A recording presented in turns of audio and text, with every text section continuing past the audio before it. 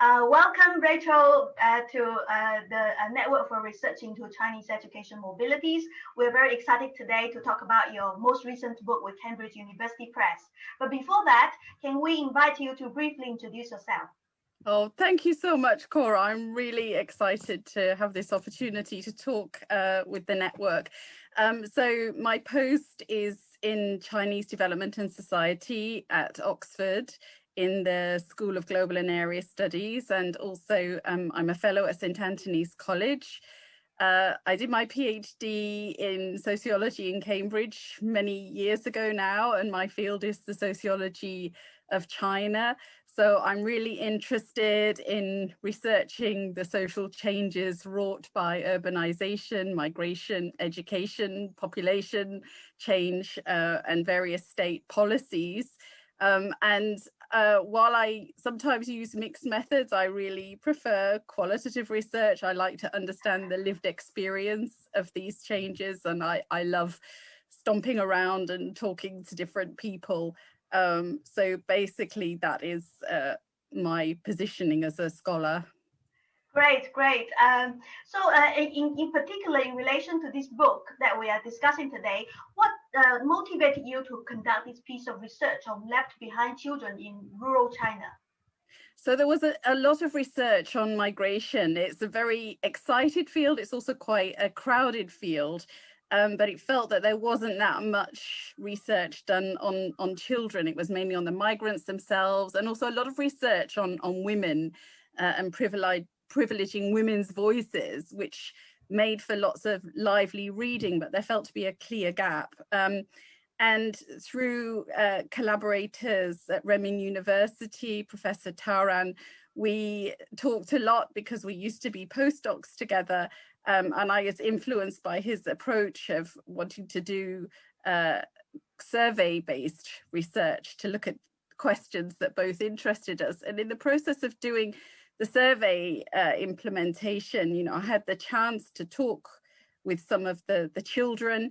And in the course of reviewing the literature for our shared papers and reading various things that he kindly passed on to me, it just felt that there wasn't really children's voices anywhere, that this whole field on left behind children, with some exceptions like work by Ye Jingzhong, it was largely dominated by survey research. Just children's voices felt to be really missing. And at the same time, the sort of whole field of the sociology of migration, especially research on international, transnational families, a lot of that was emphasizing relationships and migration as a relational process, which was quite a big difference from my earlier research, which was all about, migration and livelihoods. And so in a way, I've also been very influenced by the wider state of the field and research.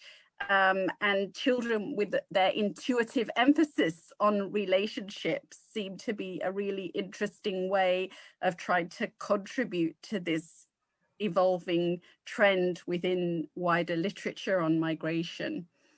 That's fascinating. So it's like it's both methodological, but also in terms of your response to address the broader field. Yeah. That's fascinating. So what are the key findings or messages of this book, which is titled The Children of China's Great Migration? So I think a few, I'll just try and pinpoint a few, because I started this research in 2010. So I have been thinking about it and doing it for 10 years. So I will try to be succinct. So one area I think is around children's agency in the context of migration. So by now there's already quite a lot of papers saying, oh, the left behind positioning suggests children are passive, but of course there's also a wider literature on children's agency. So what I try to do is say that children are participants, active participants in the family migration project as much as the adults. But of course, this agency of the children in actively participating in the family project is very complicated. So, this great decision of parental migration is made for the children. Parents make it on the children's behalf without ever consulting the children. So many children had stories about watching their parents leave and feeling unable to speak. And in response to the sacrifice of parental migration, children are expected to study, which they really try and do to get ahead and honor their parents' efforts and sacrifice on their behalf. But this becomes complicated as they get older because maybe the academic potential reveals itself in exam scores and so on to suggest they're really not going to progress. And at that point, things can get quite complicated. Children can start to feel disappointed or disillusioned or let down by the promises of this parent-child striving team. But the power of this narrative around striving for everybody in the family, including children, I think the way that strikes at the heart of the family and embedded in people's moral responsibilities to each other is so powerful. And I was just struck by how tired everybody seemed all the time. The parents, the children, the grandparents, just working so hard with so much pressure and enduring a lot of emotional deprivation, but nevertheless, still persevering in pursuit of these dreams that maybe were often elusive. And then a sort of second area is around the connections between family structure and left behind children's experiences, because a lot of the literature compares children left behind by one migrant parent versus two, but it actually matters who's migrated, who the caregivers are, and then within, left behind with grandparents, for example, there's also a lot of heterogeneity. So one very interesting thing was that, children in families where the mother had migrated alone, this is a very particular family situation because in a Chinese context, it's quite rare for the mother to migrate alone. It indicates inherent family vulnerability and stress. So either the fathers were ill or unable to migrate, or else there was marital discord. So often these children had worse outcomes even than two migrant parent children, and it was often linked to these pre-existing stresses. And then when we look at migrant children, for example, if it was the maternal grandparents as the caregivers, and that relationship had endured because it's so exceptional in a Chinese patrilineal cultural context, it suggested a lot of closeness and close relationships. And then there was variation, some children, since they stopped suckling on their mother's milk, were with grandparents, whereas others had been with their parents till they were 6 or 7 and transferred, and that had a big impact. And some children's attachments to their grandparents were so close that actually it was separation from grandparents that caused them a lot of distress, whereas of course the focus in the left behind literature is on the parent-child relationship and disruptions to that.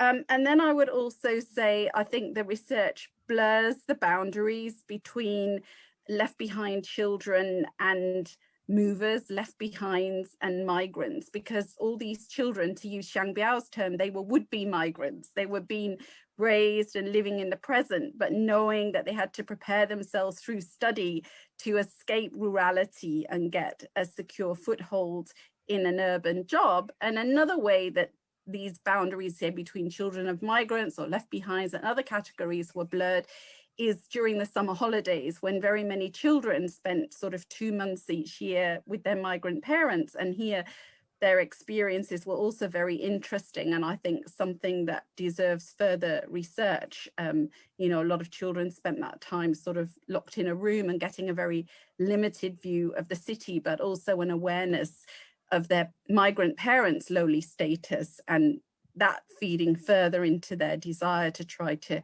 escape lowly manual work themselves through education. And then finally, I would say, that maybe this book can contribute to a wider line within some research to privilege children's voices as a way of contesting current policy paradigms or current ways of organizing things, to think about alternatives, that there isn't an inevitability to everybody working so hard and making such intense sacrifices, and also perceiving very narrow routes of success, that if you can't go down these, then alternatives aren't viable, and you can still have a worthwhile life and be a worthwhile person. Those are some of the main areas I hope that the book contributes. Yeah, it's extremely rich, and some of the keywords really caught my attention in terms of sacrifice, and then the sort of moral impact that this discourse of sacrifice and the act of sacrifice has then entailed both to the migrant parents themselves, but also to the children. It's quite striking. Yes, I mean, to not do well at school is to let your parents down. And one thing I thought was quite interesting in a study by On the Road to School NGO, they found that left behind children and not left behind children were quite similar in how they evaluated their performance at school, but left behind children were much less satisfied with their performance at school. And the researchers thought this might be because, given long-term separation from parents, they sort of had extra yearning to feel secure in their parents' affection for them and to win their parents' affirmation. So this sort of idea that you have to work relentlessly and take responsibility for your life trajectory is deeply ingrained within relationships, emotional responsibilities, moral responsibilities, and that I think is why it's so potent. Yeah, indeed. And also one more thing that I noticed was also the, like you phrase it so eloquently in terms of, is there just a single route, is migrating to the city, and then becoming and for these children to be migrants, and possibly they will be treading the same path as their parents, to feel the economic development of the big cities.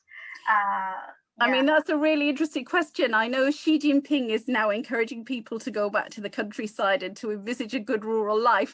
And that is really interesting. But I know when I was doing field work in Jiangxi province in 1997 and 1998, there was plaques everywhere calling on migrants to return to the countryside, roots, leaves fall to the root of the tree, come back home, and then, in 2008 with the East Asia financial crisis, and whenever I've been back, to China, there have all the time been these narratives to call on people to return and set up enterprises and lots of celebratory examples.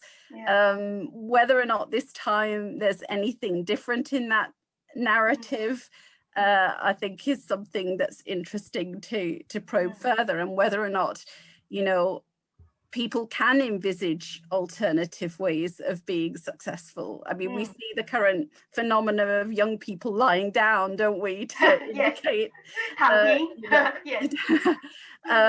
but how this might play out vis-a-vis rural people is something worthy of further study. Yeah, definitely. It's fascinating. So while you were conducting this piece of research, or indeed, I mean, you have done the research in China for a long time, was there any interesting anecdotes that you could share with us? I think fieldwork with children is always interesting. I mean, when doing the fieldwork, I always try to spend a couple of days first in schools, playing games with the children together with my research assistants, just to build up familiarity. And I remember going into one classroom of primary school students and writing my Chinese name on the blackboard, Rui Xue, and they were all laughing because I wrote my character wrong, and I couldn't work out how to write. I couldn't remember how to write the middle part. But I think that's also, it kind of helps to equalize and put the children at ease, because they know they're just dealing with a very ordinary person. And then sometimes during interviews, they would lose their tones, and I would know they were mimicking my Chinese. But yeah, there were quite a lot of interesting encounters with children.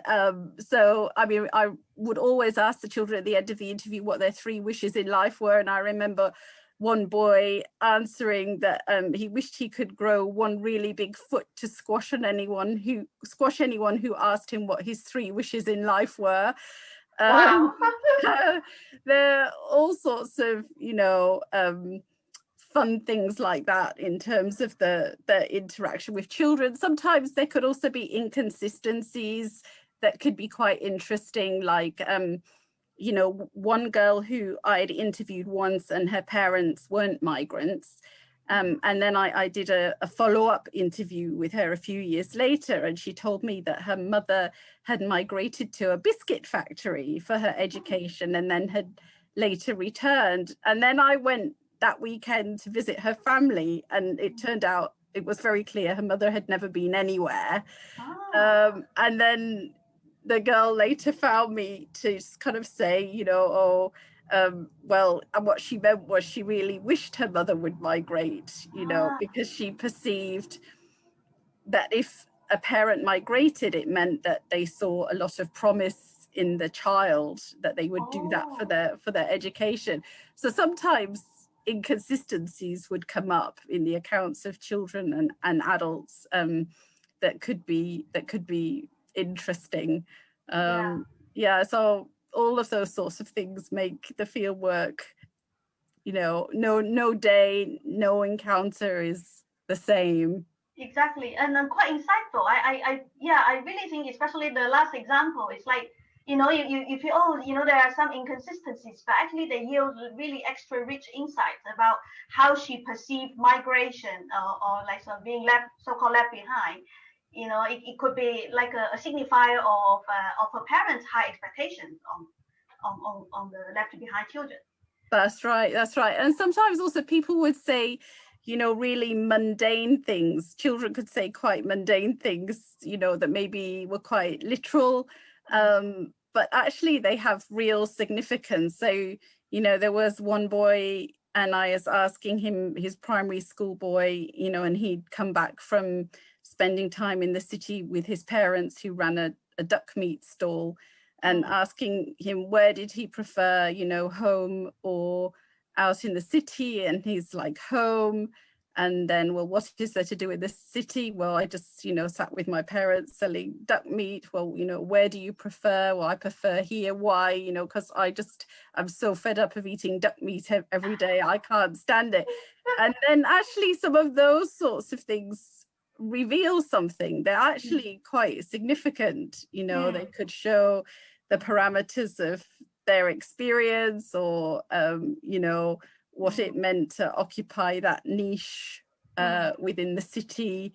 And so sometimes looking into those sorts of statements that at the time don't seem so interesting or relevant can in fact turn out to be quite interesting. Yeah, indeed, and I bet, like, because you have been you just earlier revealed that you had been doing this piece of research for 10 years, and you have been thinking about it, or writing about it. So I suppose sometimes you would sort of you encounter something, and then at a much later point, and then you feel something like, that was how things are connected. Exactly. I mean, in the beginning, I did not mean to do a longitudinal study at all. It's just so much time passed between, my first data gathering and me really having chance to do much analysis and writing. And I thought, things feel out of date, and it would be really good to go back and check some things. And the longitudinal dimension of the research sort of evolved, in fact. And we can already see the impact of the miraculous power of longitudinal research in terms of, for instance, just now we were talking about the discourse of asking people to go back to the rural area. You were saying that in 1990s there were already such discourses, and then so we can sort of become very agile in terms of the historicity of certain discourses. That's right. That's exactly right. It always feels like it's the first time that people are being called back to the countryside, but in fact it is a continuous discourse. It's just been articulated by different people, and now it's Xi Jinping saying it. But certainly very many other people have said it. And then one then starts to wonder, why do we need to keep saying that? If the rural is so attractive, then maybe we don't need that kind of discourse. Yes. Yeah, that's fascinating. And you know, many of our network members are interested in the publication process. So we are wondering whether you could share with us how you went about proposing this book to the very prestigious Cambridge University Press, and what were the highlights or challenges of getting this book published. So on the website for Cambridge University Press, there's guidance on how you put together a proposal. So I put together that proposal and tried to emphasize what I thought was different about my project, whilst also indicating that it addressed an area where there was a lot of interest. So highlighting that research on migration in China and on education in China and on family and on gender are all very burgeoning, active areas. But nevertheless, my book makes a unique contribution because it looks at these dynamics, these topics through children's eyes. So try to highlight that. So that was really the approach to send off that proposal. And then I was very fortunate that they got back and wanted to review the manuscript. But I do know lots of colleagues who've had their books published with very good presses. You know, they start off with one publisher and for whatever reason, you know, but they still end up with a really good publisher. So I think you just work your way down the list with your proposal and give editors time to reply. And then in terms of challenges, of course, you get back the reviewers' comments, and the reviewers have been very generous, and my reviewers were certainly very generous, but also generous with their very critical feedback. And so, you know, especially after you've spent 10 years and lots of time writing, you know, you think you're done, you think your desk is clear.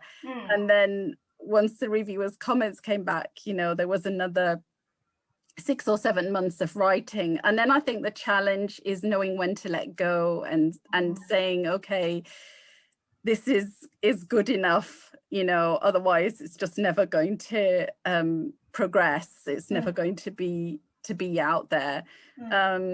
So that was my experience. Yeah. So does it mean that when you sent out your proposal to Cambridge University Press, you already had your manuscripts? Or yes, I already had my manuscript. So I sent out the proposal and a sample chapter. And I, of course, sent the chapter that I thought was the best one. And I told them that the manuscript was ready for review if they were interested. So let's talk about the timeline. So from the moment you send out your proposal to getting the book contract, you know, how much time? Oh goodness, I actually can't remember. It all blurs. You know, I think it was probably a few weeks. I think it was about 6 or 7 weeks to hear back on the proposal.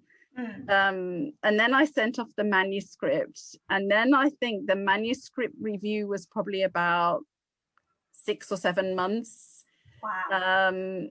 And then I acted on the reviewer's suggestions, and that was another 6 or 7 months. And then after I had acted on the reviewer's suggestions and it had gone out for review again, to see that the revisions and the weaknesses of the original manuscript had been addressed sufficiently, then I got the contract, and then it was published. So probably the whole process between initial submission of the proposal to the actual publication of the book maybe have been about 2 years.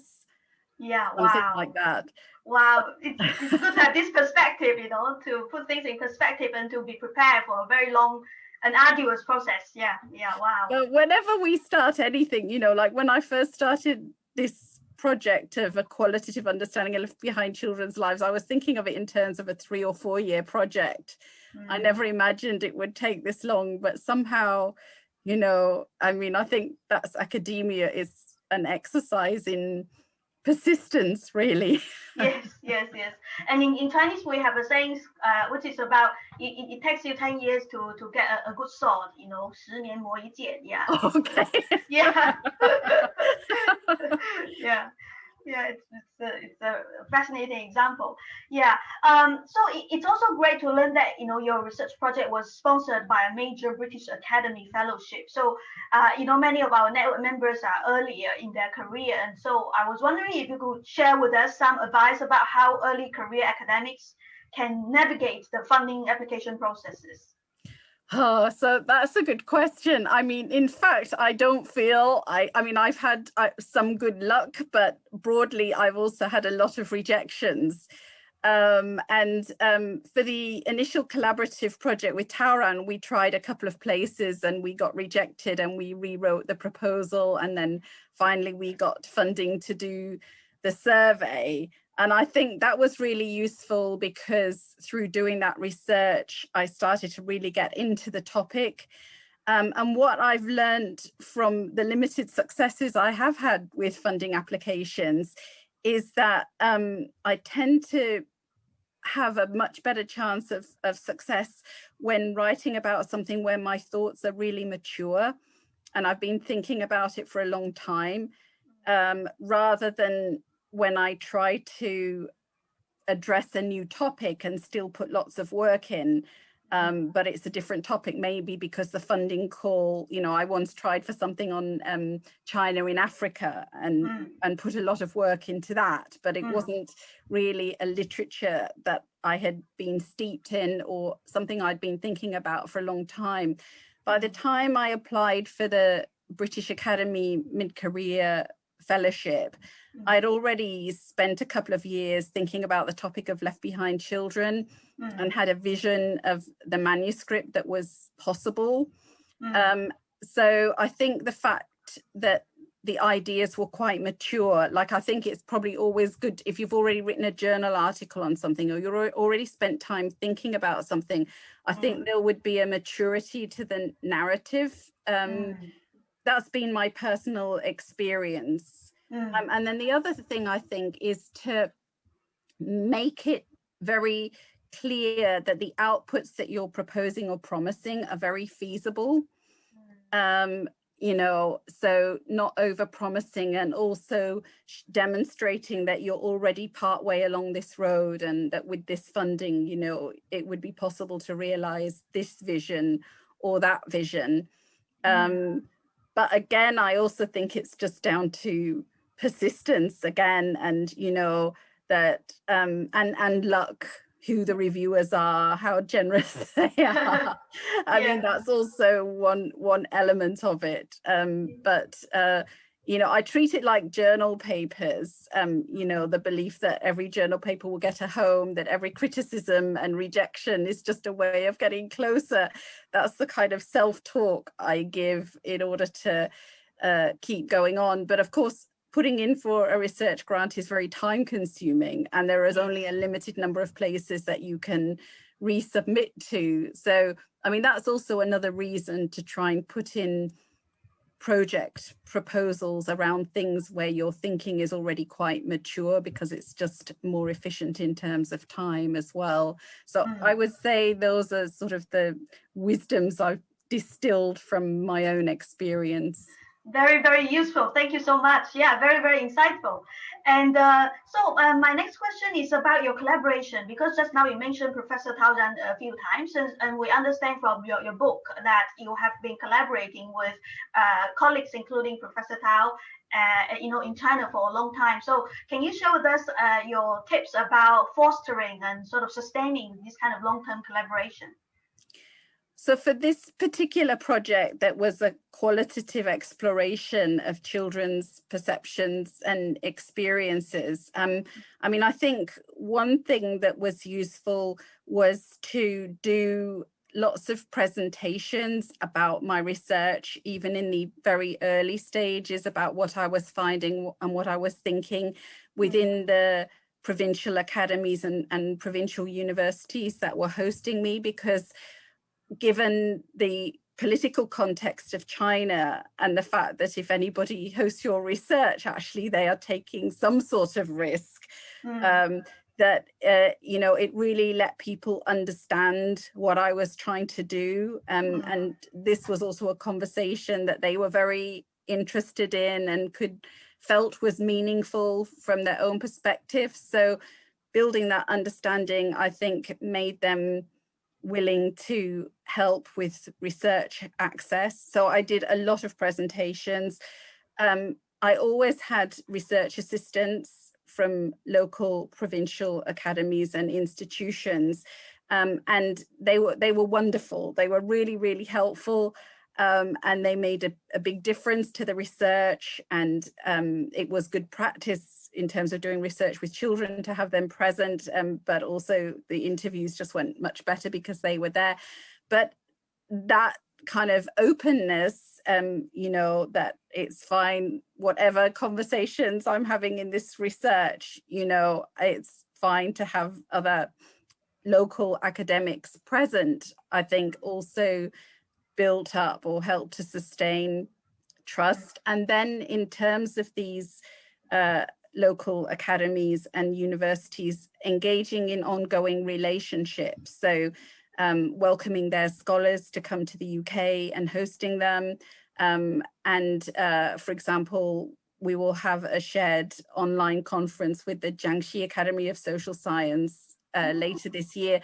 So keeping these academic conversations going over a long period of time and trying to build reciprocity into that, and kind of being very clear to people about what you're doing and what your research purpose is.